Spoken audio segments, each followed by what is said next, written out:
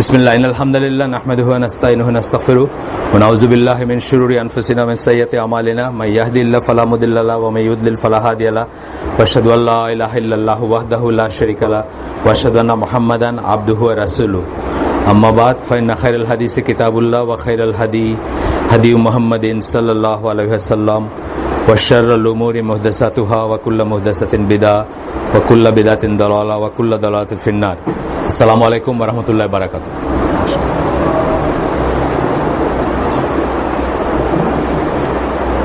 আমরা যে জায়গাটা পড়তেছিলাম সেটা হচ্ছে যে সামাজিক রিলিজিয়াস এক্সট্রিমিজমের ব্যাপারে এক্সট্রিমিস্টরা সমাজের মুআমালাতের ভিতরে কি ধরনের বিচ্যুতি আছে তাদের, বা তারা কি প্রিচ করে বা কি আমাদেরকে করাইতে চায়, সেই সমস্ত জিনিসগুলো পড়তে গিয়ে আমরা কতগুলো জিনিস পড়ে গেছি। যেমন ধরেন মসজিদ ত্যাগ করাইতে চায়, যে বলে যে মসজিদে নামাজ পড়ার দরকার নাই, তারপরে জুমার নামাজ পড়ার দরকার নাই, এই ধরনের কথা বলে। এগুলো আমরা দলিল সহকারে দেখছি যে কিভাবে রিফিট করা হয়েছে, বা কিভাবে কি আমাদের জানা দরকার ছিল বা কি আমাদের জানা উচিত ছিল, আমরা জানছি সেগুলা। আজকে যেটা পড়তেছি সেটা প্রাথমিক দলিলগুলো আমরা দেখছি, সেটা হচ্ছে যে আপনার সেক্লুশনে যাওয়া, মানে আলাদা হয়ে যাওয়া, সমাজ থেকে নিজেকে বিচ্যুত করা, এই ধরনের একটা করে তারা, এই ধরনের একটা জিনিস প্রিচ করে তারা।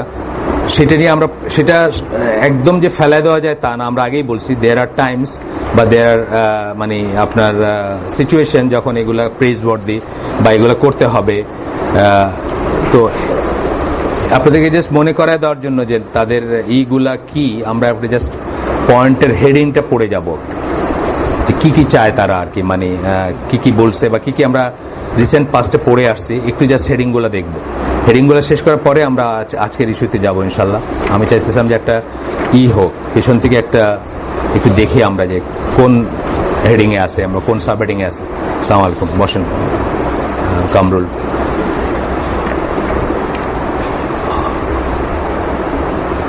একটা ছিল তো আপনার শাসকের এগেনস্টে বিদ্রোহ করা, সেটা তো আমরা পড়ছি খুরুজ। ওটা ইসলামে খুবই গর্হিত একটা ব্যাপার এবং খুব এক্সট্রিম একটা ব্যাপার, এবং এটা লেমেনদের জন্য হ্যাঁ, খুরুজ অর্থ বেরিয়ে যাওয়া, বের হয়ে যাওয়া, সেখান থেকে খারেজি আসছে। মেইনলি শাসকের আনুগত্য থেকে বের হয়ে যায়, এটাই বোঝানো হয় ইসলামে। আর এটা আমাদের এই বাংলাদেশ, পাকিস্তান, ইন্ডিয়াতে আমরা এটা শিখি না, যে জন্য আমরা অনেক ধরনের রেভলিউশন এবং অনেক ধরনের জিন্দাবাদের ইসে না, এটা তো একটু আলাদা খুরুজ। আচ্ছা, এরপরে এটা আমরা ডিটেলস পড়ছি অনেক, জাস্ট আমরা দেখতেছিলাম যে কি করছি আমরা, ওই মানে ওরা যা প্রিচ করে তার ভিতরে। তারপরে হচ্ছে যে এডুকেশন, জেনারেলি তারা এডুকেশনকে ডিসকারেজ করে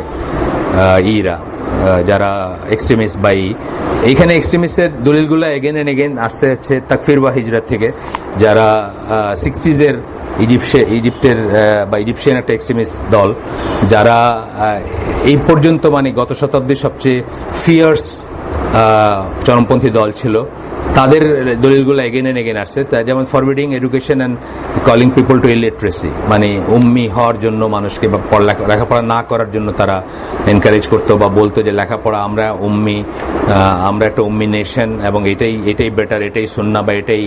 আমরা দেখছি যে সেটা ঠিক না, আমরা এটা নিয়ে পড়াশোনা আমেরিকান নিগ্রোরাও বলে যে এখানে লেখাপড়া শেখা তো উল্টা শিক্ষা হচ্ছে।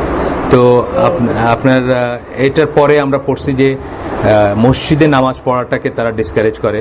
আমরা দেখছি তাকফির ওয়া হিজরা প্রিচ করতে যে 4টা মসজিদ ছাড়া বাকি মসজিদগুলা সব হচ্ছে জাহিলিয়াতের উপর প্রতিষ্ঠিত, সুতরাং সেগুলাতে নামাজ পড়া উচিত না।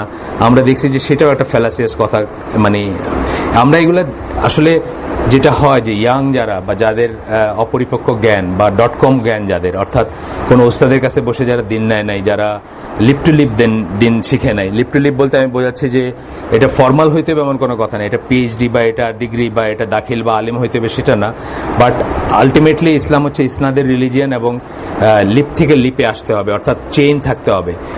সেই চেইন ছাড়া যারা এটাকে শিখে তাদের ভিতরে অনেক সময় ভেজাল ঢুকে বা জ্ঞানের স্বল্পতার জন্য তারা উত্তর দিতে পারে না। ফর এক্সাম্পল, এই যে বললাম যে মসজিদে যাওয়ার দরকার নাই, এটা তো আমি নিজেই দেখছি এখানে মানুষকে প্রিচ করতে, যে ঢালাওভাবে হয়তো মসজিদে যাওয়ার কথা প্রথমে বলে না, মানে এইসব মসজিদে গিয়ে কি হবে, এইসব মসজিদে তো আমি একজনকে চিনতাম, উনি খুবই ইসলামের সেবা করতেন বা ইসলামের করতেন এক সময়। তো উনি আমায় বলছেন যে এনাম ভাই, এই মসজিদে জামাতে যে কোনদিন খেয়াল করছেন যে জামাতের প্রথম রোটাতে কারা থাকে? সব চোরাকারবারি বা আপনার এই যে ব্যবসায়ী, অসৎ ব্যবসায়ী বা কন্ট্রাক্টর মার্কা মানুষজন। এখানে নামাজ পড়ে কি হবে? এই যে টেন্ডেন্সিটা, এইটাই হচ্ছে এক্সট্রিমিস্ট টেন্ডেন্সি আর কি। এখানে বুঝতে হবে যে মদিনার মসজিদে মুনাফিকদেরও বারণ করা হয় নাই টিল দ্য লাস্ট ডে। মানে ওমর রাদিয়াল্লাহু আনহু তো খুব ফিয়ার্স ছিলেন আদারওয়াইজ সবকিছুতে, কিন্তু মুনাফিক জেনেও কিন্তু বারণ করেন নাই। এখানে বুঝতে হবে যে এইগুলো হচ্ছে সব ফেলাসি, এবং এইগুলো যদি আমরা হিস্ট্রি জানতাম, আমরা যদি দিন প্রপারলি জানতাম, লিপ টু লিপ বা ইসনাদের মাধ্যমে জানতাম, তাহলে আমরা জানতাম যে এগুলোর নর্মস গুলা কি ইসলামে। কিন্তু দেখবেন আপনাকে বলবে যে এই মসজিদে কি হবে, এই মসজিদে এরকম, তারপরে বলবে যে ওই লোককে আমি দেখছি তাবিজ পড়ে, ওই লোককে দেখছি মিলাদ পড়াইতে। এগুলো আমাদের হালাকাগুলোতে অহরহ এই কোয়েশ্চেন গুলো আসে। এইগুলা জামাত তরক করার কোনো রিজন না, কোনো দলিল না এগুলা, তথাপি মসজিদে যাইতে হবে আপনাকে। তো যাই হোক, এগুলা আমাদের ভিতরে আমরা দেখি যে মসজিদে আমরা চিনি অনেককে যারা মসজিদে নামাজ পড়েন না অথবা নামাজ পড়তে ডিসকারেজ করেন।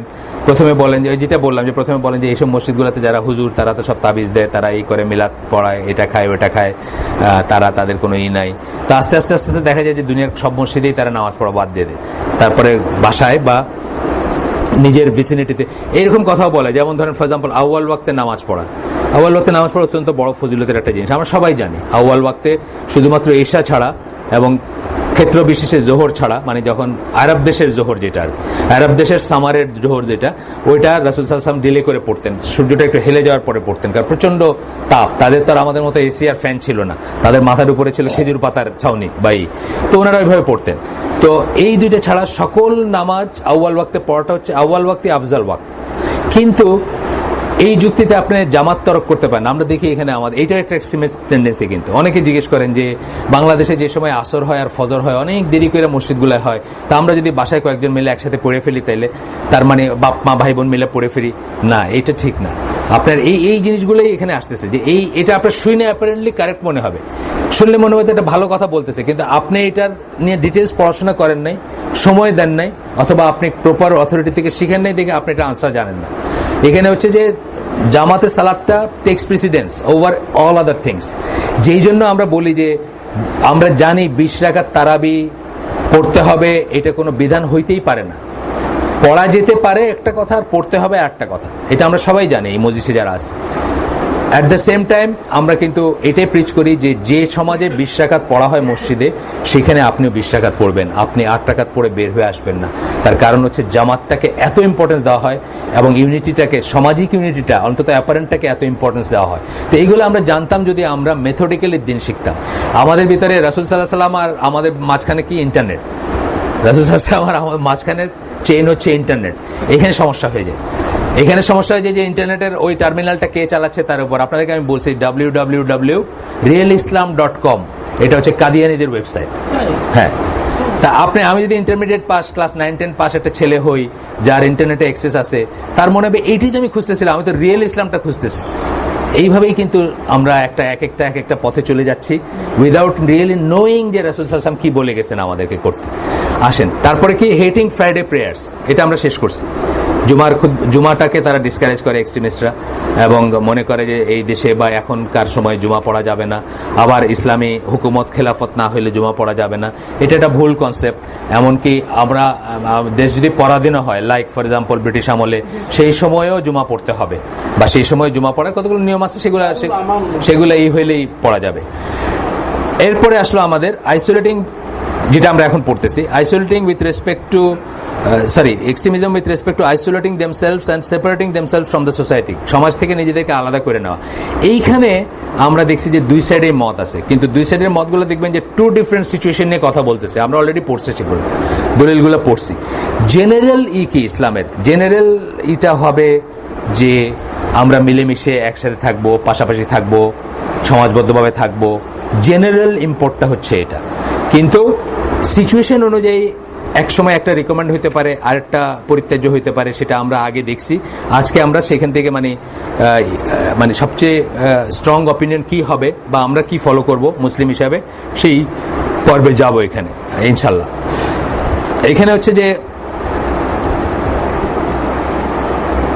সেক্লুশন সম্বন্ধে যে মানে এই যে নিজেকে আলাদা করা সম্বন্ধে, নিজেকে আলাদা করে নেওয়া সমাজ থেকে কোনো বিশেষ পরিস্থিতিতে, কোনো বিশেষ অবস্থাতে। আমি যেমন গতদিন উদাহরণ দিয়েছিলাম যে আপনি লাস ভেগাসে থাকেন, আপনার যদি একটা মসজিদ থাকে আশেপাশে, তাহলে আপনার গতি কাজের পরে হওয়া উচিত ওই মসজিদের বাসা, কারণ লাস ভেগাসে একটা মুসলিম হাঁটতে পারেন না রাস্তায়। এটাও তো একটা সেক্লুশন, এটাকে একটা কন্ডিশনাল সেক্লুশন, এটা কিন্তু জেনারেল কথা না। ওয়ারেজ ঢাকায় কিন্তু আপনার সেটা অ্যাপ্লিকেবল না হতে পারে। ঢাকায় যদিও বা কিছুটা অ্যাপ্লিকেবল হয়, আপনার গ্রাম যেখানে আছে সেখানে একদম টোটালি অ্যাপ্লিকেবল না হতে পারে, তাই না? এখন সেক্লুশনের ব্যাপারগুলো হচ্ছে যে কন্ডিশনের উপর ডিপেন্ড করবে, পিপল অ্যান্ড টাইম ইনভলভ, অবস্থা, সমাজের অবস্থা, আপনার চারিপাশে মানুষগুলা কারা বা আপনি নিজে কি এবং কোন সময়ে আপনি আসেন সেটার উপরে ডিপেন্ড করবে। আসেন আমরা আগে এখানে আমরা দলিলগুলা দেখি একটু একটু করে। আচ্ছা, এখানে একটা হাদিস আছে, যে হাদিসের একটা অংশ আমি পড়তেছি, যেখানে বলতেছেন, then a man in seclusion in one of the mountain passes who fears Allah, superiority বলতেছেন রাসূল সাল্লাল্লাহু আলাইহি ওয়াসাল্লাম, বলতে গিয়ে একটা মানুষের কথা বলতেছেন যে আল্লাহকে ভয় করে সেক্লুশনে গেছে, একটা মাউন্টেন পাস, কোন একটা উপত্যকায় বা কোথাও।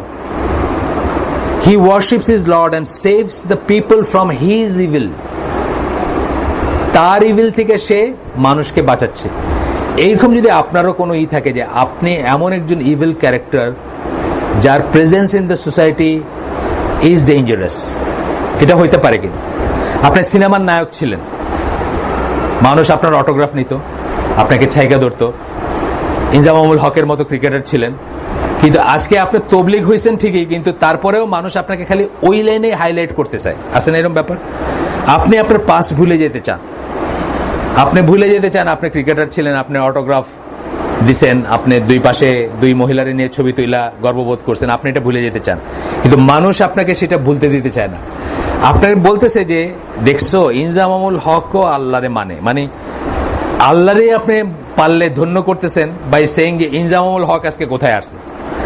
দেখেন আপনি এই লাইনটা কিন্তু থাকে একটু, আপনি যখন এই যে সাইদ আনোয়ার, ইনজামামুল হক এদের কথা যখন বলে, এরা তবলিগ কইরা হাসি মামলার কথা যখন বলে, তখন কিন্তু একটা থাকে যে হাসি মামলাও তো মানে ইসলামকে করছে, তাইলে ইসলাম কত গ্রেট, ঠিক না? উল্টাটা মানে উচিত ছিল এটা হওয়া যে হাসি মামলা বাইচে গেছে ইসলামে আইসা বা দাঁড়িয়ে রেখা বা আল্লাহর পথে চলে, কিন্তু সেন্সটা আসলে অন্যটা থাকে যে সি হাউ গ্রেট ইজ ইসলাম, হাসি মামলা বা করিম আব্দুল জব্বার হ্যাজ বিকাম মুসলিম আর কি, মানে এইটা হওয়া উচিত ছিল না।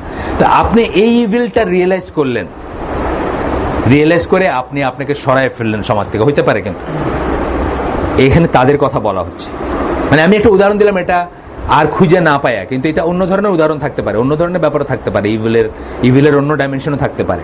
একটা মানুষ রিপেন্ট করতে শুরু করছে, সে চাচ্ছে যে সে আল্লাহর কাছে তওবা করবে, তাহাজ্জুদ পড়বে, সে দুনিয়ার কাছ থেকে নিজেকে সরায় নিতে চাচ্ছে, বিকজ তার পাস্টটা খুব ডার্ক, কিন্তু তাকে ওই পরিচয় সবাই করবে। ধরেন সে সিনেমার নায়ক ছিল, সবাই এসে বলবে যে অমুক ভাই, ওই যে কি আমাদের পাড়ায় একটা ছিল, মুদির দোকানদার ছিল, তো একদিন ওই আরেকজন কেউ গেছে মুদির দোকানে, পাড়ার মুখে আর কি, তো পাশে দিয়া কেউ যাচ্ছে, তো ওই ছেলেটা লম্বা করে সালাম করছে আর কি। তো লম্বা করে সালাম করার পরে বুঝে নেই যে এত লম্বা করে কেন সালাম, মসজিদে মুসল্লি আমাদের, আর আলী নাম ছিল ওই ছেলেটা। তো বলতেছে যে চেনেন না, চিত্র জগতের মান্না, মানে তখনকার কথা বলতেছি আর কি, চিত্র জগতের মান্না। চিত্র জগতের মান্না মরে গেছেন, যাই হোক, উনি যদি বেঁচে থাকতেন আর উনি যদি চাইতেনও যে উনাকে উনি গুটায় ফেলবেন দুনিয়ার থেকে, মানুষ কিন্তু অনেক সময় হইতে দেয় না। ফর এক্সাম্পল, আপনারা, আমি জাস্ট প্রসঙ্গ, এটা জানি না এটা প্রপার কিনা বলাটা, ওই যে মহিলা কি নাম, শাবানা, উনি তো এখন আমেরিকায় থাকেন, ইসলামের কাজ টাজ করেন শুনছি আমি। উনি কিন্তু এখানে এসে রিকোয়েস্ট করছেন মানুষকে যে তাকে যেন এইভাবে ফোকাস না করা হয়, এইভাবে হাইলাইট না করা হয়, তার ছবিগুলো যেন না প্রচার করা হয়, ইত্যাদি ইত্যাদি। কিন্তু সাংবাদিকদের পেশা কি? খবর বিক্রি করে খাওয়া। তারা তো তাকে ছাড়ে নাই, তারা তো তাকে ঠিকই ওইভাবেই ছবি টবি দিছে বা যা করার করছে। এখন এই জন্য যদি এই মহিলা নিজেকে সেক্লুশনে নিয়ে যান, ধরেন নিতে পারেন যে আমি এই সমাজের কাছে থাকবো না, আমি গিয়া ওই পাহাড়ে মাউন্টেন পাসের ভিতরে থাকবো। সো এই জন্য যদি সেকুলেশনে নেন, এই কথাটা কিন্তু এই হাদিসে বলা হচ্ছে, হি worships his Lord and saves the people from his evil, মানে নিজের ইভিল থেকে অন্য মানুষদেরকে সে বাঁচায়, like Savannah saving others from her evil, or আরেকজন কেউ করতেছে, সেইখানে তাকে সুপিরিয়র বলা হয়েছে। এবং এটা একটা সিচুয়েশনে হইতে পারে, একটা সমাজে হইতে পারে, একটা জায়গায় হইতে পারে, একজন মানুষ রিপেন্ট করতে পারে যে আমি যা করছি ভুল করছি, কিন্তু দেখলাম যে সমাজ তাকে সেখান থেকে বাইরে হইতে দিচ্ছে না। আচ্ছা, for someone who has some evil in him and harms other due to it, it would be preferable for him to seclude himself from others. তখন তার জন্য প্রেফারেবল হবে নিজেকে অন্যদের থেকে সরায় রাখা, অন্যদের স্বার্থে, মুসলিম সমাজের স্বার্থে, মুসলিম সমাজের স্বার্থে তাদেরকে সরায় রাখা, তাকে নিজেকে সরায় রাখা প্রেফারেবল হতে পারে। আচ্ছা, এখানে আসেন ফার্স্ট অপিনিয়ন যে সেকুলেশন অল টুগেদার, যদি কেউ মনে করেন যে সেকুলেশনটা একেবারেই জায়েজ না, সেই অপিনিয়নের ক্রিটিক আমরা পড়ি প্রথমে একটু, তারপরে অন্যটার পড়বো। মানে আমরা ঢালাভাবে বলতে পারবো না যে কেউ সেকুলেশন করে ফেলছে বা সেকুলেটেড হয়ে গেছে মানে সে একেবারে ভ্রান্ত পথভ্রষ্ট, তা না। তার যদি একটা ভ্যালিড রিজন থাকে সেটার জন্য, তাইলে তারটাই, যেমন আমি বললাম একটু আগে, তাহলে তারটা হয়তো আমরা বলবো যে এটা প্রেজ ওয়ার্দি একটা জিনিস। তো যারা এটা বলেন যে মানে সেকুলেটেড হওয়া যাবেই না, তাদের এগেইনস্টে কিছু কথা আছে। সেগুলা কি? The proofs indicating the prohibition of division and the encouragement to be united and together, সেই প্রমাণগুলো আমরা পড়ি, যে ইউনাইটেড থাকার যেগুলো আছে এবং একত্রিত থাকার সেগুলো পড়ে সেগুলো থেকে আমরা দেখি যে ওগুলোকে ঢালাও নাকি ওগুলা তো ছাড় আছে কিছু। আচ্ছা, এখানে বলতেছেন this proof that they used to demonstrate the superiority of mixing with people is weak.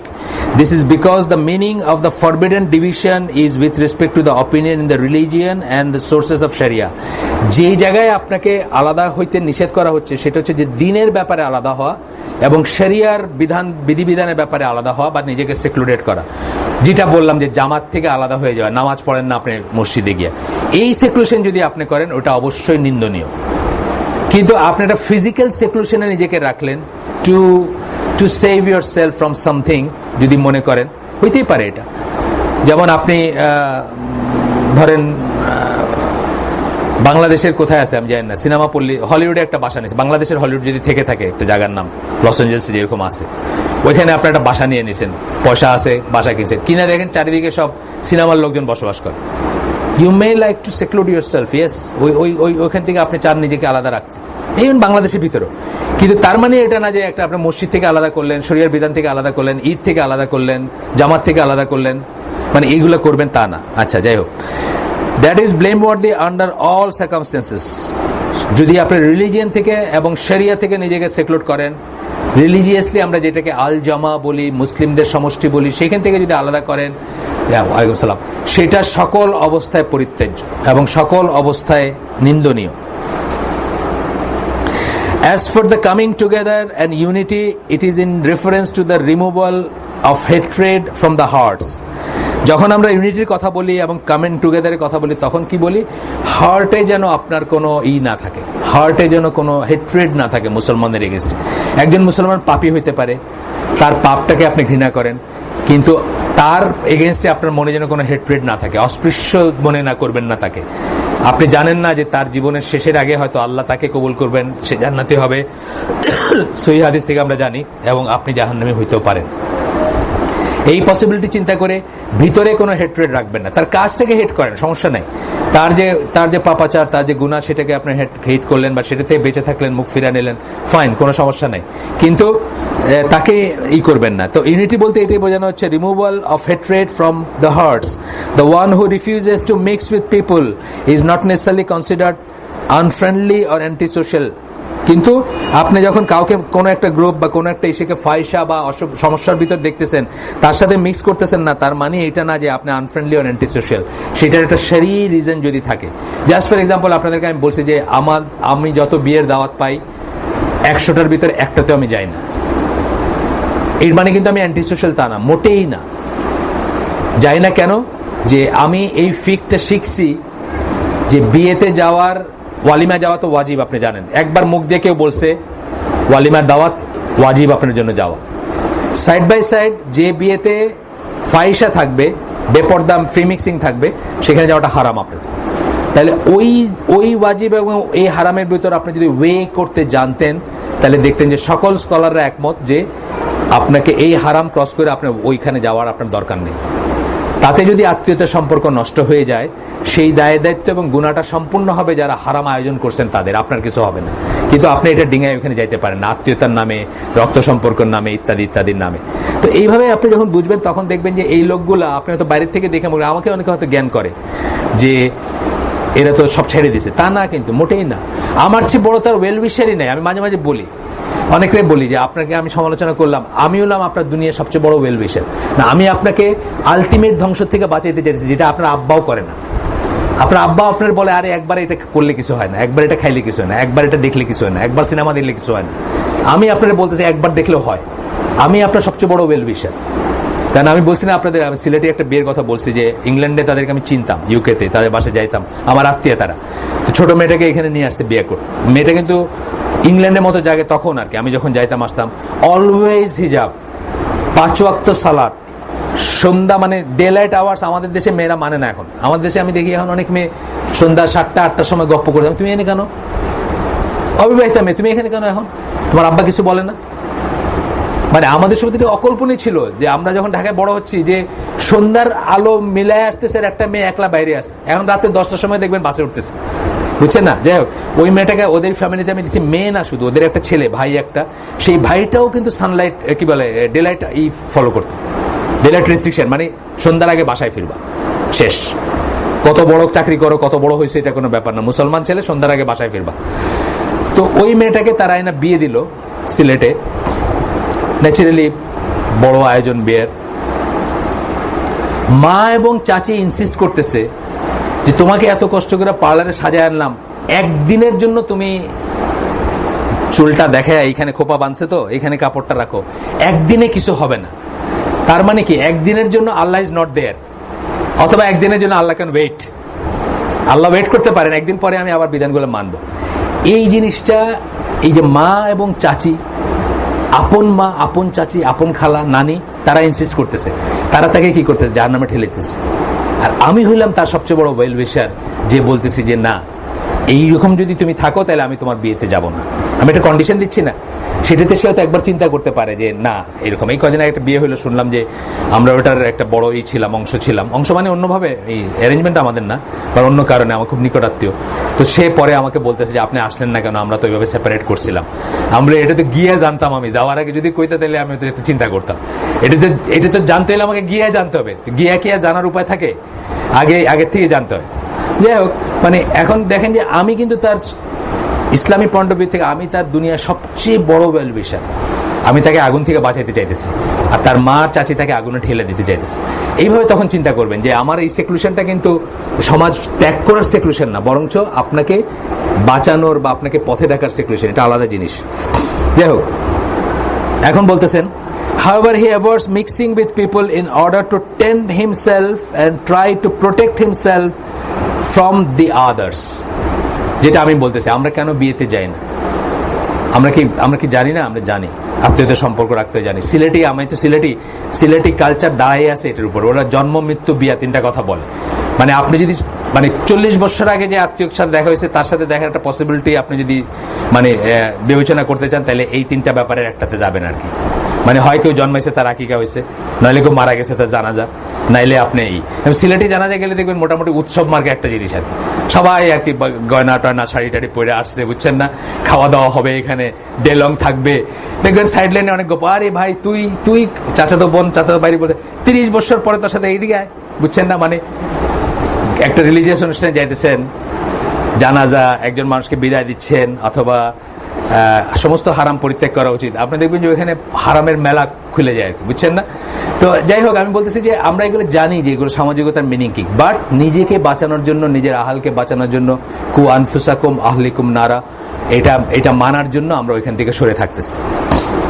2 নম্বর, এরপরের প্রুফটা বলতেছেন যে মানে তার বলতেছেন যে এটা তো স্ট্রং না, যে মানে আমরা যে এই এই যে হাদিসগুলো কোট করে বলবো যে কেউ সেকুলারেট হইতে পারবে না, সেটা ঠিক আছে শরিয়া এবং রিলিজিয়াস ব্যাপারে ঠিক আছে, যেরকম আমি এক্সপ্লেন করলাম যে আপনি যদি বিয়ে না জানেন এটা ঠিক আছে, এটাতে ঠিক আছে, এটা মানতে হবে যে এইসব জায়গায় ঠিক আছে। আর শরিয়া আর ইসের ব্যাপারে কেউ যদি নিজেকে আলাদা করে ফেলে, শরিয়ত থেকে আলাদা করে ফেলে, দিন থেকে আলাদা করে ফেলে, জামাত থেকে আলাদা করে ফেলে, তখন সেটা নিন্দনীয়, সেটা ঠিক আছে।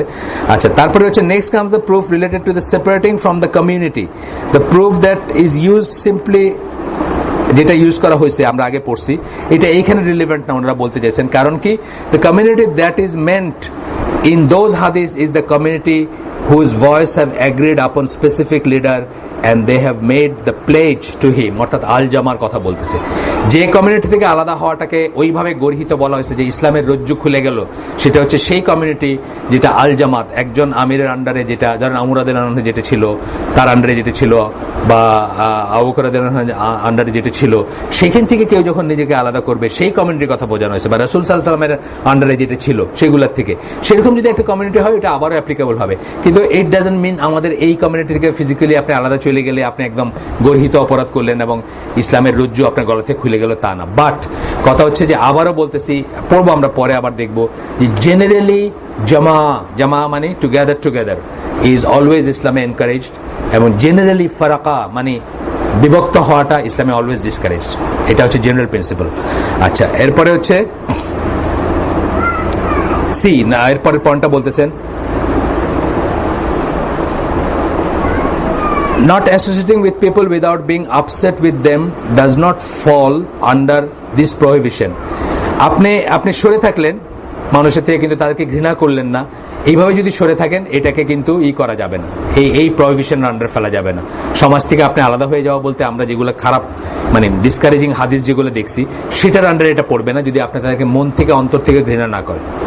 এবং যেটা আমি বলি যে অনেক সময় আমরা যারা শুদ্ধভাবে নামাজ পড়তে চেষ্টা করি বা এই করি, তাদের ভিতরে আমরা দেখি যে এদের কাছ থেকে একটু পান, আমার একটু দিন আছে, গ্লাস আছে আর একটা নাই, ওইখানে গ্লাস আছে দেখেন তো ভিতরে একটু, একজন কেউ আব্দুল্লাহ রাব্বা হাসান।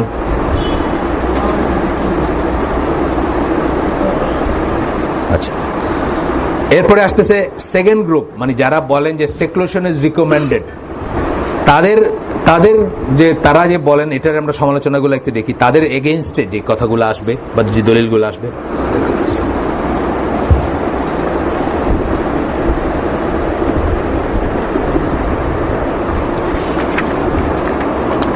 তাদের যুক্তির এগেইনস্টে কথাগুলো আসবে বা দলিলগুলো আসবে, সেগুলো আমরা একটু দেখি।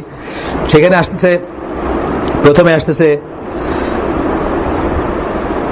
they provide evidence showing that some prophets and righteous people secluded themselves and left their people. কিছু নবী যেমন ইব্রাহিম আলাইহিস সালামের আমরা দুইটা আয়াত পড়ছি গতদিন, তারপরে কিছু মানুষ যেমন সূরা কাহফের গল্পটা পড়ছি, যারা মানুষদের থেকে নিজেদেরকে আলাদা করে নিয়েছিলেন, তাদের নিজেদের মানুষদের থেকে আলাদা করে নিয়েছিলেন, নিজেদের আহাল থেকে আলাদা করে নিয়েছিলেন। Using this incidents as proof is also weak. এখানে কিন্তু জেনারেলি ঢালাওভাবে আমরা বলতে পারবো না, কারণ তাদের খুব স্পেসিফিক রিজন ছিল এবং আল্লাহ এন্ডোর্স রিজন ছিল এবং ভ্যালিড রিজন ছিল, যার ভিত্তিতে তারা নিজেদেরকে আলাদা করছেন। সেটাকে আমরা জেনারেলি আমাদের উপরে করতে পারবো না। আসলে মানে এক্সট্রিমিজমের রুটে আমি যেটা বলি যে জ্ঞানহীনতা যে বলি, কোন জিনিসটা কোথায় অ্যাপ্লিকেবল এটাও কিন্তু জানে না মানুষ। তখন যাতে তাকে বিপদগামী যারা করে, তারা যখন তাদেরকে একটা যুক্তি দেয় যে এই জিনিসটা এখানে, তখন সে এটার প্রথম কথা সে নিজেই জানে না, আর দ্বিতীয় সেটা সে রিফিউট করতে পারে না। কিছু বলবেন? ব্যাটারি, হ্যাঁ ঠিক আছে, সে নিজেই জানে না। কারণ এই যে বলতেছি যে আপনার ওই যার কথা বললাম যে উনি ইসলামী খুব অ্যাক্টিভিস্ট ছিলেন, এখনো হয়তো আছেন, আমি জানি না, অনেকদিন তার সাথে এই লাইনে কথা হয় না, অনেক আগের কথা বলতেছি, ধরেন 15 ইয়ার্স আগের কথা। ওই আমাকে বলতেছেন যে জামাতে নামাজ পড়ে কি হবে নাম্বাই, এই মগবাজার এলাকার মসজিদগুলোতে দেখেন সব হোটেল ব্যবসায়ী যারা প্রস্টিটিউশন চালায় এবং মদের ব্যবসা করে, তারা হচ্ছে ফার্স্ট রোতে নামাজ পড়ে। এই যে জিনিসটা একটা ফ্যালাসিয়াস কথা, এই কথা যে ঠিক না, এই যুক্তিতে ঠিক না, কারণ সামনের রোতে দাঁড়াইলে আপনার নামাজ ইনভ্যালিডেট হচ্ছে না। ইনফ্যাক্ট কারোর জন্য কারো নামাজ ইনভ্যালিডেট হয় না, এটা জানেন তো আপনারা। ইমাম যদি একেবারে কাফেরও হয় আর সে ছদ্মবেশে আপনাকে নামাজ পড়াই যাইতেছেন, আপনি নামাজ পড়তেছেন, আপনার নামাজ ভ্যালিড। আপনার নামাজ ভ্যালিড বিকজ ইমামের নামাজ হবে না, কিন্তু আপনার নামাজ হবে। ইমাম বিনা অজুতে নামাজ পড়াইছে, যে কোনো মুফতিরে জিজ্ঞেস করেন, ইমাম বিনা অজুতে দাঁড়ায় গেছে নামাজ পড়াইছে, আপনার নামাজ ভ্যালিড, তার সে গুনাহগার। সে সবাই নামাজের যদি ফরফিটেড হয় সেটার গুনাহ তার ঘাড়ে গিয়ে পড়বে, আপনার নামাজ ভ্যালিড। কেউ কারো নামাজ ইনভ্যালিড করে না, তো এটা বোঝার ব্যাপার আছে। এখন বলতেছেন this was because the seclusion was only from the disbelievers and the objects of their worship. এই সেক্লুশনটা কাদের থেকে ছিল? ইব্রাহিম আলাইহিস সেক্লুশন কার থেকে ছিল? কার থেকে নিজেকে আলাদা করছিলেন? সূরা কাহাফের আসহাবুল কাহাফ যারা, তারা কার থেকে আলাদা করছিলেন? ডিসবিলিভারদের থেকে নিজেদের আলাদা করছিলেন। এবং থিংস দ্যাট দে ওয়ারশিপ, মুশরিক এবং তাদের যে ডেইটিস ছিল, তাদের যে ইলা ছিল, ফলস ইলা, তাগুত, সেখান থেকে তারা নিজেদেরকে করছে।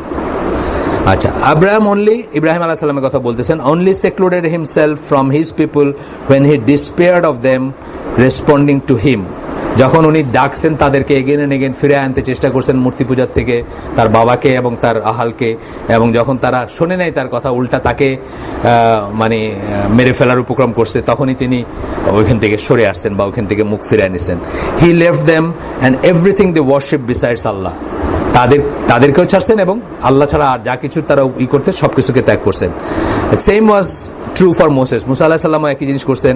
The companion of the cave, আসহাবে কাহফ যারা বললাম আমরা, তারা কি করছেন? অলসো লেফট দ্য ডিসবিলিভার্স, তারাও যারা অবিশ্বাসী তাদেরকে ত্যাগ করছেন। সিমিলারলি আওয়ার প্রফেট মুহাম্মদ সাল্লাল্লাহু আলাইহি ওয়াসাল্লাম নেভার, কিন্তু একই জায়গায় আপনি দেখবেন রাসূল সাল্লাল্লাহু আলাইহি ওয়াসাল্লাম never secluded himself from Muslims nor from those disbelievers whom he thought may embrace Islam.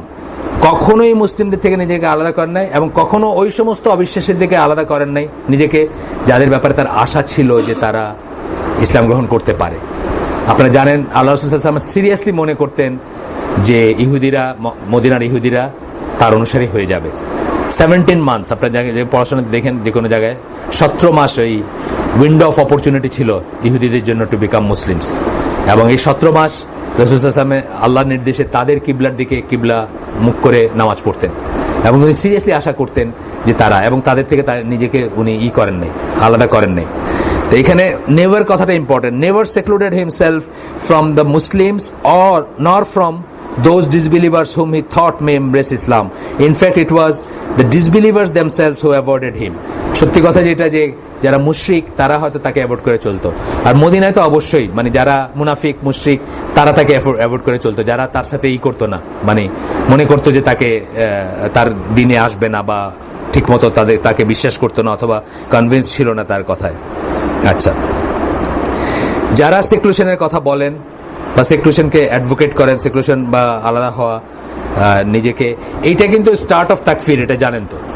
তাকফির কথাটা কি? X communication. তাকফিরের একটা কথা কি? তাকফিরের ইংলিশ অর্থ কি? এক্স কমিউনিকেশন, সম্পর্ক ছেদ করলেন আপনি। এই স্টার্ট অফ তাকফির কিন্তু এটাই, তাকফিরের শুরু হয় কিন্তু এটা দিয়ে। এটার জন্য ভয়ঙ্কর জিনিস। এটা একজন স্কলার করলে, একজন স্কলার বললে, একজন স্কলার করলে বা একজন স্কলার বললে এটা একটা মিনিং হয়, কিন্তু এইদিকে চলে আসেন, ভিতরের দিকে চলে যান, একটু দরজাটা ফাঁকা থাকুক।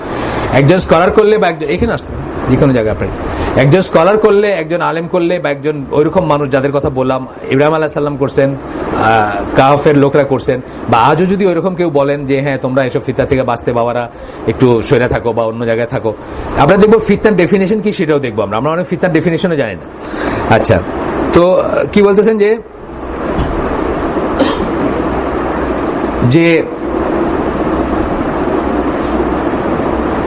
রাসূল সাল্লাল্লাহু আলাইহি ওয়াসাল্লাম তারা আরো কি কোট করেন, তারা এই গ্রুপটা যারা সেক্লুশনের কথা বলেন, তারা বলেন কি, also quote the command from রাসূল সাল্লাল্লাহু আলাইহি ওয়াসাল্লাম to one of his companions to leave the people. That incident is a specific occasion and no general rule can be derive from it. এটা আপনারা মনে রাখবেন, ফিকের অত্যন্ত বড় একটা প্রিন্সিপাল। স্পেসিফিক্যালি আল্লাহ রাসূল সাল্লাল্লাহু আলাইহি ওয়াসাল্লাম একজন কাউকে কি বলছেন সেটা কিন্তু জেনারেল করা যাবে না। খুব বড় একটা প্রিন্সিপাল, স্পেসিফিক একটা জায়গায়। যেমন আপনি এই জন্য আপনার কাউলি হাদিস ফিলি হাদিসের যে একটা ব্যাপার আসে, এটার কিন্তু একটা রিজন এটা। একটা বর্ণনা আপনি কোথাও পাইতে পারেন যে রাসূল সাল্লাল্লাহু আলাইহি ওয়াসাল্লাম একদিন দাঁড়ায় পেশাব করছেন, কিন্তু এই স্পেসিফিক ইনসিডেন্টটাকে জেনারেল করতে পারবেন না। তার কারণ ওটার জন্য একটা স্পেসিফিক রিজন ছিল। কোনো একটা জায়গায় ধরেন আপনি যদি স্টোন আছে ওখানে বা রকি জায়গা, আপনার গায়ে পেশাবের ছিটা পড়বে, আপনার গোটা শরীরটা অপবিত্র হয়ে যাবে বা কিছু একটা ব্যাপার আছে ছিল, সেই জন্য একটা বর্ণনা আপনি পাইতে পারেন কোথাও যে রাসূল সাল্লাল্লাহু আলাইহি ওয়াসাল্লাম একদিন দাঁড়ায় পেশাব করছেন, কিন্তু এটাকে আপনি জেনারেল রুলিং বানায় নিতে পারবেন স্পেসিফিক একটা ইনসিডেন্টকে। আচ্ছা, এটা কিন্তু এটা আমি অন্যভাবে বললাম, কিন্তু আসলে কোনো একজন মানুষকে উনি একটা উপদেশ দিচ্ছেন কোনো বিশেষ একটা সিচুয়েশনে, এটাকে জেনারেল করা যাবে না। করতে গেলে তার আগে অনেক কিছু দেখার আছে, বুঝছেন তো? আবার ফিলি কাউলির কথা যেটা বললাম, যে ফিলি কাউলির কথা বললাম মানে যে হাদিসটা কেউ দেখছে আল্লাহ রসুল এরকম করছেন, আবার একটা হাদিস পাবেন আপনি আল্লাহ রসুল বলছেন তোমরা এরকম করো, দুইটার ভিতরে আকাশ পাতাল তফাৎ। কিন্তু একটা দেখাটা একটা পার্টিকুলার রিজনের জন্য হইতে পারে, যেটা একটু বললাম, কিন্তু মুখে কি বলছেন, যদি অর্ডার করে থাকেন, যদি রুলিং দিয়ে থাকেন, সেটাই ভ্যালিড। একদিন আপনি কি দেখছেন সেটা ভ্যালিড না, এরকম আসে। যাই হোক, সেটা আমরা ইসের থেকে সরে যাব আবার বেশি আলোচনা করলে। জানি দেখেন এখানে একটা হাদিস বলতেছেন, রাসূল সাল্লাল্লাহু আলাইহি ওয়াসাল্লাম একজনকে বলছেন যে let your house suffice you so that you do not have to leave is understood to have been known by the prophet. যাকে আল্লাহ রসুল এই অ্যাডভাইসটা দিচ্ছেন যে তোমার বাসাই যেন তোমার জন্য যথেষ্ট হয়, তোমার গৃহত্যাগ করার দরকার নেই, একজন মানুষকে বলছেন আল্লাহ রসুল, একজন সাহাবীকে বলছেন। দলিল আছে এটার, এক নম্বর এটা কিসের, এই ভলিউম কোথাকার, এইগুলো বোধহয় সব ইমাম গাজ্জালির বই থেকে চলতেছে, ইয়াহিয়া উলমুদ্দিন থেকে চলতেছে এই কথাগুলা। এখন আমরা যা পড়তেছি এগুলার ফিরে ফিরে ইয়াহিয়া উলমুদ্দিনে যাচ্ছে। তো বলছেন যে একজন মানুষকে বলছেন আল্লাহ রাসূল সাল্লাল্লাহু আলাইহি ওয়াসাল্লাম, তারপরে বলতেছেন যে রাসূল সাল্লাল্লাহু আলাইহি ওয়াসাল্লাম এই লোকটাকে is understood to have been known by the prophet সাল্লাল্লাহু আলাইহি ওয়াসাল্লাম via some means of prophetic light about the questioner, that him remaining in house should be more appropriate and safer for him than mixing with people. অনেক সময় এসবে prophetic insight থাকে, ওয়াহি ভিত্তিক knowledge থাকে। আমরা জানি যে অনেক সময় রাসূল সাল্লাল্লাহু আলাইহি ওয়াসাল্লাম একটা লোককে বলছেন যে এই লোকটা জান্নাতের অধিবাসী। 3 দিন তার সাথে থাইকাও সাহাবী বুঝেন না যে কেন জান্নাতের অধিবাসী। তার মানে কেন বলছেন এটা তাকে জানায় দেওয়া হয়েছে। অনেক সময় জানানো হয়েছে না, মানে আমরা কি ধরি যে আল্লাহ রাসূল সাল্লাল্লাহু আলাইহি ওয়াসাল্লাম মারা যাওয়ার পরে আহলে সুন্নাত জামা কাউকে নিশ্চিতভাবে জান্নাতের অধিবাসী বা জাহান্নামের অধিবাসী বলবে না। যদি কারো আমল খুব ভালো থাকে, আশা করবে উনি জান্নাতি হবেন, দোয়া করবে উনি জান্নাতি হবেন, কিন্তু উনাকে জান্নাতের সার্টিফিকেট দিবে না। ইট গোজ এগেইনস্ট দ্য সুন্নাহ।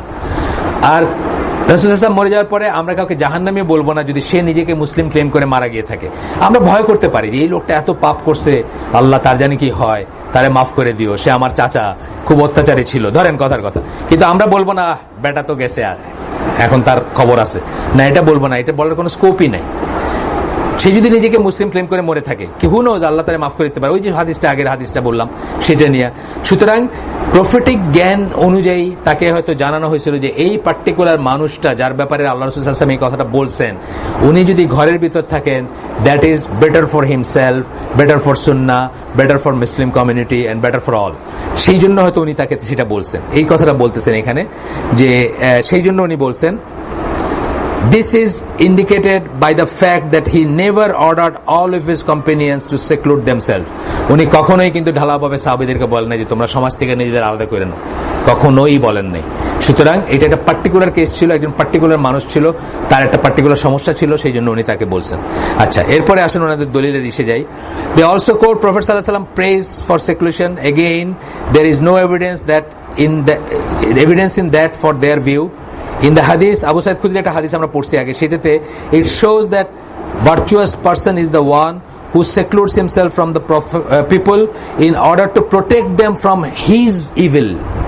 যেটা বললাম যে সেই লোকটা ভার্চুয়াস যে সমাজ থেকে নিজেকে আলাদা করে অন্যদেরকে তার খারাপ জিনিস থেকে করার জন্য, বাঁচানোর জন্য।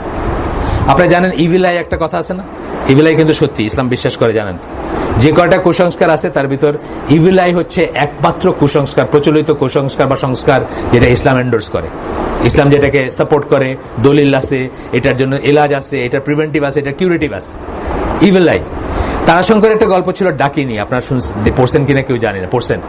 সেখানে এক মহিলা মানে যার দিকে তাকাইতো তারে ধ্বংস করে দিত, এমনকি তার হাজবেন্ড মানে খুবই প্রিয় ছিল তার হাজবেন্ড, তাকেও সে মানে ধ্বংস করা বলতে ইভিলাইট যে ব্যাপারটা, শেষ পর্যন্ত সে নিজেকে সেক্লুড করে নিয়েছিল যাতে কারো দিকে তার চোখ না পড়ে। নাউজুবিল্লাহ, এরকম যদি কোনো মানুষ আমাদের ভিতরে থাকেন, তার তো উচিত ফর দ্য সেক অফ, আছে কিন্তু এরকম আছে আমাদের ওই গ্রামে এক চাচা ছিলেন, আল্লাহ আপনারা চিনবেন না, কোনো ক্ষতি নাই সেটাতে। আমার মেয়ে তখন ছোট, চাচা আমাদের বাড়িটা বেশ বড়, যারা গেছে এখানে কেউ জান নাই, আসিফ গেছে আর এখানকার কেউ জান নাই। তো আমাদের বাড়িটা বেশ বড়, মানে অনেক দূর থেকে খবর পাওয়া যায় যে কেউ বাড়িতে আসতেছে।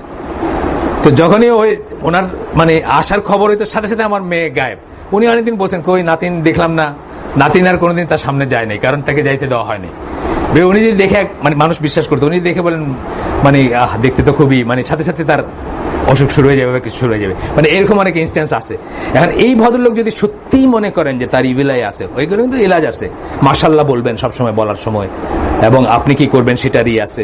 তো তারপরেও যদি উনি মনে করেন যে উনি সরে থাকাটাই সমাজের জন্য বেটার, এটা তার জন্য জায়েজ আছে, এটা তার জন্য জায়েজ আছে। কিন্তু এটা একটা পার্টিকুলার কেস, এটা একটা বিশেষ কেস, এটা জেনারেল না।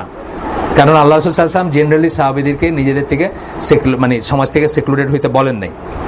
আসেন, now that it has been clarified that no one ruling can be given for uzla মানে এই যে আলাদা আলাদা থাকার এটা, or seclusion from the people, it is a must to explain some of the instances in which it is sanctioned or permissible in the light of Sharia.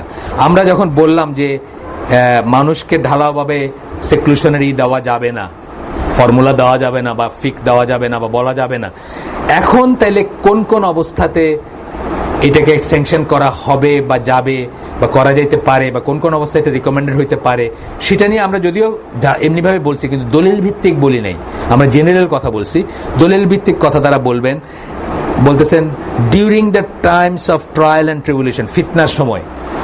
আপনারা যারা আমাদের সাথে উত্তর হালাকার করছেন, ওই যে কি বলে হিস্ট্রি অফ ইসলাম পড়ছেন, অথবা এখানে যারা রেকর্ডিং শুনছেন, তারা জানেন যে যখন ওমর মৃত্যুর পরে ওসমান রাদিয়াল্লাহু আনহু যখন অনেকদিন ক্ষমতায় থাকলেন এবং যখন একটা কানাঘোষা শুরু হলো যে তাকে ডিপোজ করা দরকার, অনেক সাহাবীরা দরজা খুলতেন না ঘরের,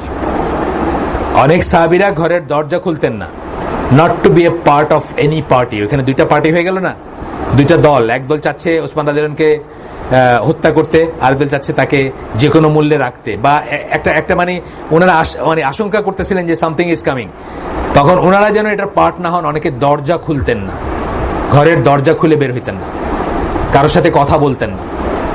এইটা হচ্ছে সেই সেক্লুশন যেটার কথা আমরা বলতেছি, ফিতনার টাইমে সেক্লুশন। এখন হয়তো আমাদের ভিতরে কেওস এবং কনফিউশনের সময় আসছে। আপনাদের যাদের অহেতুক কথা বলার দরকার নাই, অহেতুক কথা বলবেন না, অহেতুক বের হওয়ার দরকার নাই, অহেতুক বের হবেন না। কারণ এখন কেওস এবং কনফিউশনের ভিতর কেউ কারো কথা শোনে না, আপনারা দেখছেন না, রাসূলুল্লাহ সাল্লাল্লাহু আলাইহি ওয়াসাল্লাম একটা হাদিস আছে যে হত্যাকারী জানবে না কেন সে হত্যা করছে, আর যে নিহত সে জানবে না কেন তাকে মারা হয়েছে। এখন কিন্তু সেম জিনিস চলে আসছে, মরার পরে খোঁজ পড়ছে যে আমি মনে করছিলাম এইটা, বুঝছেন না? আপনাকে বলছি কিনা জানেন না, ওই যে জো ভ্যালেচি বলে একজন, ভ্যালেচি পেপারস বলে একটা বই আছে। আমেরিকানরা মাফিয়াটা একটা কোড নেম, মানে এক ধরনের ক্রাইমকে তারা ফলো করে এটার একটা কোড নেম দিয়েছিল মাফিয়া, উইদাউট নোয়িং যে তারা কারা। তো প্রথম যার মুখ থেকে জানতে পারলো যে তারা কারা, সেই লোকটা একটা জেলের কয়েদি ছিল, জো ভ্যালেচি ছিল তার নাম। এখন জেলের ভিতরে তাকে তো মনিটর করা হয়, জেলে যারা থাকে প্রিজনে, দেখা গেল সে আরেকটা প্রিজনারকে একটা চেলাকার দিয়ে বাড়ি মেরে ফেলছে। কিন্তু যখন তাকে মানে ক্রস এক্সামিন করালো, বোঝা গেল যে সে তার চেহারাটাও চেনে না, যাকে মারছে তার চেহারাটাও চেনে না, দেখে নাই কখনো চেহারাটা। তখন তারা আরো এক্সামিন করলো যে তাইলে কেন মারলো, কেন সে একে এত ভয় পাইল। তখন বাইর হয়ে আসলো যে সে মাফিয়ার একজন অপারেটিভ ছিল, এই জো ভ্যালেচি, এবং তার যে কাপো মানে ডন যে ছিল, মাফিয়াদের তো আবার লিডার থাকে, একটা গোত্রের একটা লিডার থাকে, সেই লিডার তারে কপালে চুমা খাইছিল, যেটার মিনিং হলো গুড বাই, অর্থাৎ তার ডেথ সেন্টেন্স সে প্রোনাউন্স করে দিছিল। সেটা খাইছিল কি জেলে তার সাথে দেখা করতে এসে বোধহয় বা এরকম কিছু। তখন সে বুঝছে যে তাকে ওরা মারাই ফেলবে জেলের ভিতরে, বুঝছেন তো। এবং একটা লোক তাকে সারাক্ষণ ছায়ার মতো অনুসরণ করতো, যার মুখ সে কোনোদিন দেখে নাই, কিন্তু মুখ না দেখেও সে চান্স পায় তার মাথায় বাড়ি মেরে তার মারে ফেলছে আউট অফ ফিয়ার, ভয়ে। এখন কিন্তু ওইরকম একটা সময় চলতেছে যে একজন মানুষ হয়তো আপনাকে মেরে ফেলছে উইদাউট নোয়িং যে আপনার চেহারাটা কি, কে আপনি সেটা না জানেন। এইরকম কেওস এবং কনফিউশন চলতেছে। এইরকম ফিতনার সময় ধৈর্য ধারণ করবেন, দোয়া করবেন, আল্লাহকে ভয় করবেন এবং ঘরে থাকবেন, আল্লাহর কাছে সাহায্য চাবেন। এটা আমি বলতেছি, মানে তর্কে জড়াবেন না, যুক্তিতে জড়াবেন না। আপনাকে রাজ্য রাষ্ট্র উদ্ধার করতে কেউ বলেন নাই, আপনাকে বলছেন আল্লাহর নিয়ম পালন করতে।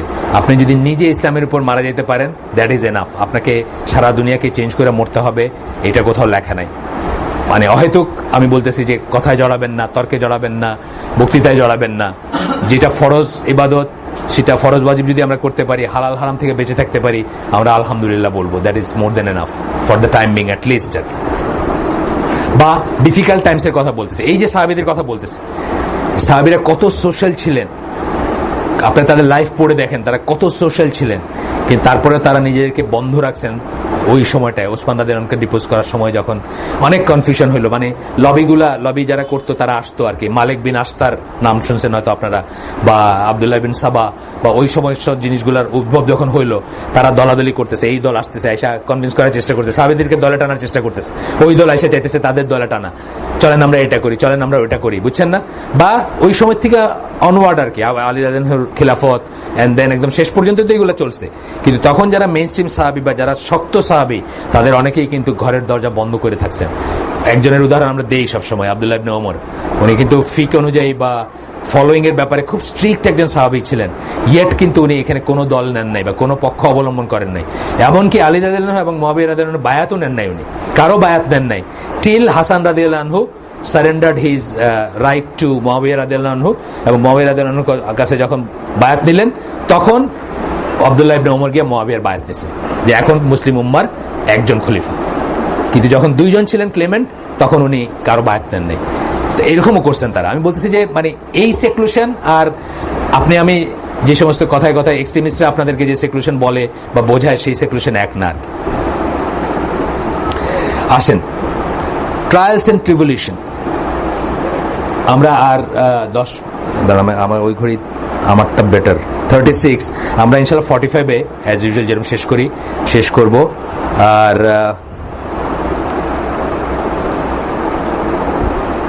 আজকে কি গাড়ি আছে? নবীনগরে যাওয়ার মানুষ আছেন নাকি? খুব একটা নাই। তাইলে শুধু শুধু করেন না, একজন দুইজনের জন্য করেন না, এমনকি 5 জনও না, একদম পুরা ফুল হাউস গেলে তাইলে করেন আর। আর এমনি হইলে তো গাড়ি টাড়ি যাবে, যে মোহিতের গাড়ি হয়তো যাবে। সাজির কি যাবেন নবীনগর? মোহিত কি যাবেন? মোহিত আছেন এখানে? চলে গেছে না? ছিল মোহিত, আমি এসে দেখছি। তাহলে ওই একজন দুইজন গেলে অন্যদের গাড়িতে চলে যায় আর কি। আমি চিন্তা করতেছি বৃষ্টি হলে যাবো। আমি নবীনগর একদিন যাই, দেখে আসেন, আপনাকে বলতেছি। হ্যাঁ, একটা মসজিদ, ওই মসজিদটা আমাদের ভাইরে আবাদ করছেন। ওইটা একটা মার্কাজ হবে 10 তলা আল্লাহর রহমতে, এবং ওইটা এখন 3 তলা 4 তলা 3 না 4 শেষ হয়েছে। হ্যাঁ, 3 তলা পর্যন্ত শেষ হয়েছে। কারণ মিটিং করলাম ওদের 3 তলায়, আমি ভুলে গেছি। হ্যাঁ, 3 তলায় মিটিং। তো ওইখানে একটা হুজরা আছে, ওইখানে আপনার খুতবা দেন আকরামুজ্জামান বিন আব্দুল সালাম, ডক্টর সাইফুল্লাহ, ডক্টর মঞ্জুর এলাহি। আমাদের এখানে যারা হালাকা করতেন তারাই ওখানে খুতবা দেন, তারাই ওখানকার স্কলার। না, এখানে এই যে বুড়িবাদ পার হইলে এখান থেকে 20 টাকা রিক্সা ভাড়া। হ্যাঁ, এটা হলো মানে ওই ঢাকা উদ্যান বলে না, ঢাকা উদ্যানের পাশের নবীনগর। তো কেউ আমরা আজকে আমি নাও যেতে পারি, গেলে আমি একদিন গেলে আমার সাথে চলেন আপনি। আচ্ছা, আমি একদিন নিয়ে যাবো আপনাকে। আজকে নাও যেতে পারি আমি, কিন্তু আমি যেদিন যাবো আপনাকে ইনশাল্লাহ নিয়ে যাবো। আসেন, এখানে ইবনে হাজার আল আসকালানি উনি বলতেছেন ট্রায়ালস এন্ড ট্রিবুলেশনের মিনিং বলতেছেন। ফিতনা মানে কি, এই টার্মগুলো কিন্তু শেখা দরকার আছে, এগুলো মানে কি জানা দরকার আছে। মানে যখন আমরা শরিয়া কনটেক্সটে বলবো, what springs from when there is such a dispute over the authority and power that one cannot distinguish who is in right from who is in wrong, authority এবং পাওয়ার নিয়ে যখন এইরকম একটা সিচুয়েশন হয় যে কে ঠিক কে বেঠিক এটা ডিস্টিংগুইশ করা খুব মুশকিল, তখনকার সময়টাকে বলা হবে যে ফিতনার ভিতরে আছে, অর্থাৎ আপনি কনফিউশনে আছেন। যেমন ধরেন আলী রাদিয়াল্লাহু আনহু মুআবিয়া রাদিয়াল্লাহু আনহু যেই ছিল, খুবই স্ট্রং পয়েন্ট, কিন্তু আপনি পড়ে দেখেন দুইটাই। ইসলামে কোনো শাসককে সরানো যায় না, মুসলিম শাসককে ডিপোজ করা যায় না, আনলেস সে পাগল হয়ে গেছে। এরকম যদি হয়, সে যদি পাগল হয়ে গিয়ে থাকে একটা কথা, অথবা সে ইসলামের থেকে সরে গেছে একটা কথা, মুসলমান নাই একটা কথা, আর না হলে ডিপোজ করা যায় না। তো এই পয়েন্টে মুআবিয়া রাদিয়াল্লাহু আনহু প্রথমে বললেন যে আমরা করব, আমরা আলী রাদিয়াল্লাহু আনহুর কাছে, আলী রাদিয়াল্লাহু আনহুকে খলিফা নির্বাচিত করব বা তার কাছে বায়াত নিব, বাট ওনাকে কথা দিতে হবে যে উনি এটার বিচার করবেন আগে, যে ওসমান রাদিয়াল্লাহু আনহুকে কেন হত্যা করা হলো। কারণ হত্যা তো ইসলামে এইভাবে তো শাসক সরানো জায়েজ না। প্লাস সত্যি কথা, এটা বিরাট বিশাল অন্যায়, এবং ওইটাকে যদি মানে ইরা বলেন যে ওইটাকে, তার লজিক ছিল যে ওইটাকে যদি সমূলে শেষ করে দেওয়া হয়তো, তাহলে ইসলামে এই জিনিসগুলো এগেন এন্ড এগেন আজ পর্যন্ত আসতো না, যে রক্তাক্ত অধ্যায়, যেটা অমুককে মারিয়া অমুক। আমরা হিস্ট্রি কি পড়ছি, এত শতাব্দীতে অমুককে অপসারণ করিয়া দিল্লির মসনদে আরোহণ করেন, হত্যা করিয়া এইটা করে, তাই না? এগুলো তো হিস্ট্রি তো অল অফ ইট ইজ এটা।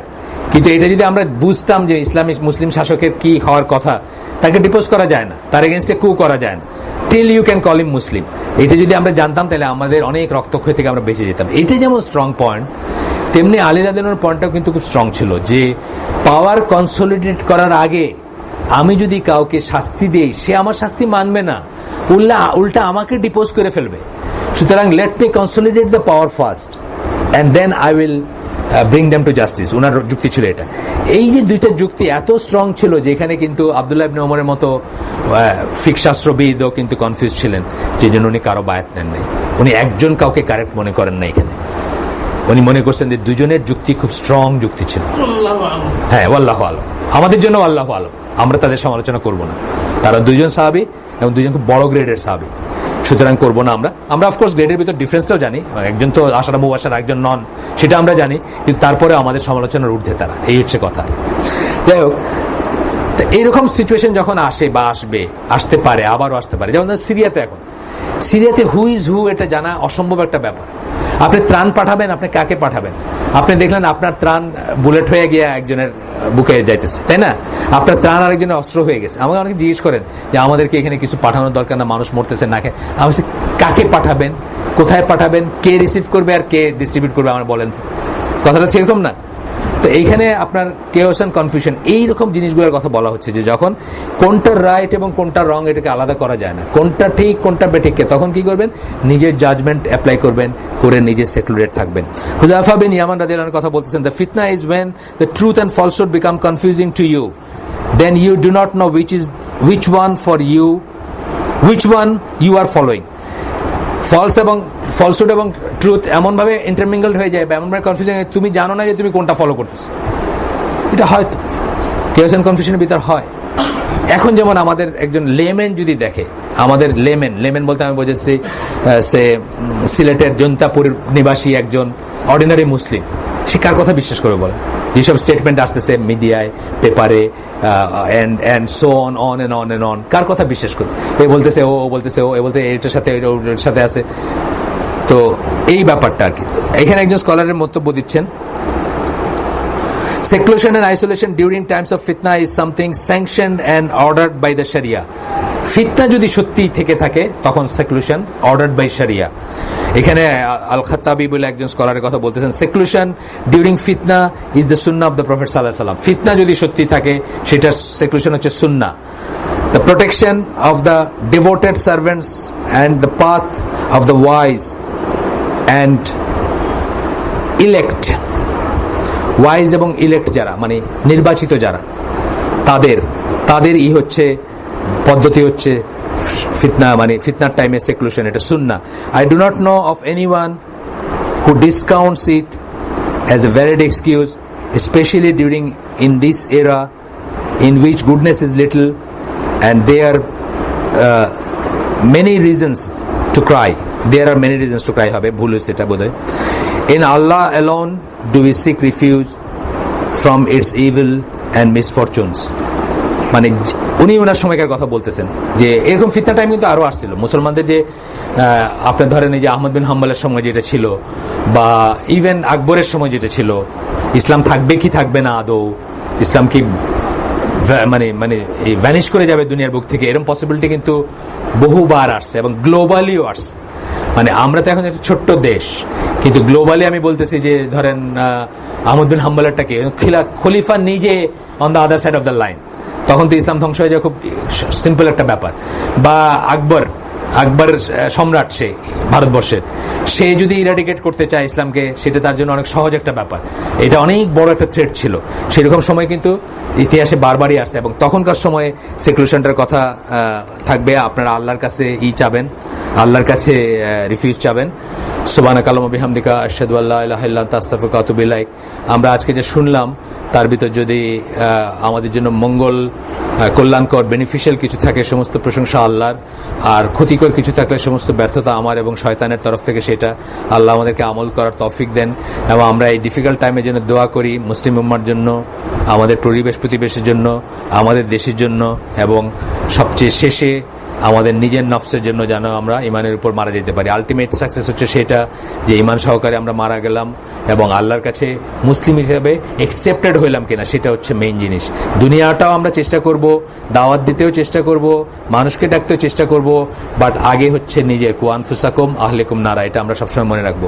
আসসালামু আলাইকুম ওয়া রাহমাতুল্লাহি ওয়া বারাকাতুহু।